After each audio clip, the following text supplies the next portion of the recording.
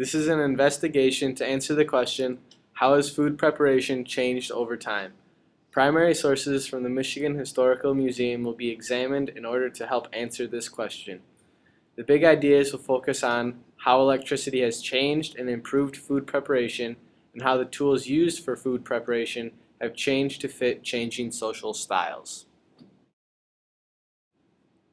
We will examine artifacts from 3 different time periods, starting in the late 1800s, stopping in the 1920s, and ending in current times.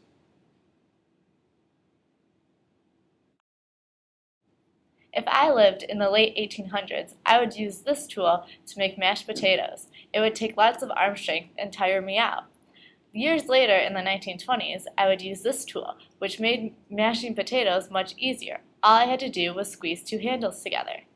Years after that, in the 1950s, electricity was used to make this mixer, which made making mashed potatoes even easier.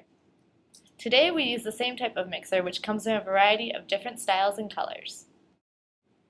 If I lived in the late 1800s, I would use an ice box to keep my food cold and to prevent it from spoiling. Then, in the 1920s, with the help of electricity, I would use a refrigerator like this one. This was helpful because it allows more food to be stored for longer. In the 1950s, I would continue to use a refrigerator, but a freezer was added, and it was made in a larger variety of colors to match individual styles. Today, I view my refrigerator as more than an appliance to store food. My refrigerator is the main item in my kitchen, and some can even have televisions and ice machines on the front. If I lived in the late 1800s, I would use the rolling pin to shape and flatten the dough for cooking. The rolling pin was one solid piece of wood which required a lot of arm strength. Later on, in the 1920s, it was easier because the handles rotated separately. In the 1950s, the rolling pins came out in different colors to add to the overall look of the kitchen. Today, rolling pins are made from different materials and have various textures for specific cooking needs. If I lived during the late 1800s, this is the type of stove I would use to cook my food. I would put the wood inside and the flames would heat the cast iron stove and I would cook my food on top of it. In the 1920s, with the advent of electricity, cooking food wouldn't require me to chop wood and I would be able to control the cooking temperature. During the 1950s, the styles and colors of the stoves changed to match the preferences of the people during this time. These stoves are also more energy efficient. It can be seen, based on these artifacts, how preparing food has changed since the 1800s. Tools once required manual labor in order to achieve their purpose. Then, more complex tools were developed that depended on mechanical force and not manual force. The invention of electricity changed the landscape of food preparation drastically. A button on a machine could provide the same result as tiring manual labor. After electricity became the norm, style and use became of utmost importance. This led to different colors, functions that were very specific to certain foods, and functions that make life in general easier.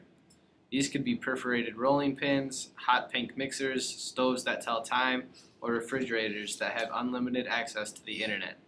The future of food and its preparation is virtually unlimited. Appliances will continue to become more efficient and make preparing food easier.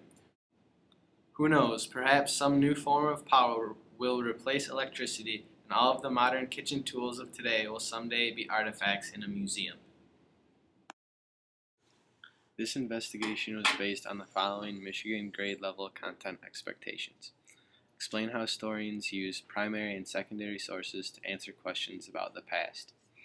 Draw upon stories, photos, artifacts, and other primary sources to compare the life of people in towns and cities in Michigan and in the Great Lakes region during a variety of time periods from 1837 to the present. The artifacts examined were not necessarily specific to Michigan, but each of them were present in Michigan. In addition, they are all still in use in Michigan homes today, making this investigation relevant and relatable to Michigan students.